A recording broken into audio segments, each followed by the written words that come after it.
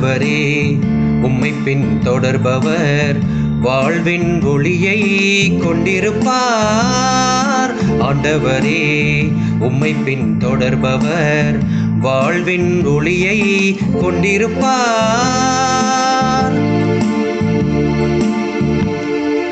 நற்பேறு பெற்றவர் யார்? அவர் பொல்லாரின் சொல்லின்படி நடவாதவர், பாவிகளின் தீய வழி நில்லாதவர், இகழ்வாரின் குழுவில் அமராதவர். ஆனால் அவர் ஆண்டவரின் திருச்சட்டத்தில் மகிழ்ச்சியுறுபவர், அவரது சட்டத்தை பற்றி இரவும் பகலும் சிந்திப்பவர். ஆண்டவரே உம்மை பின் தொடர்பவர் வாழ்வின் ஒளியை கொண்டிருப்பார். ஆண்டவரே உம்மை பின் தொடர்பவர் வாழ்வின் ஒளியை கொண்டிருப்பார். அவர் நீரோடையோரம் நடப்பட்ட மரம் போல் இருப்பார்.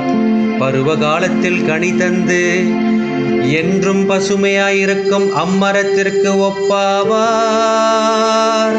தாம் செய்வதனத்திலும் வெற்றி பெறுவார்.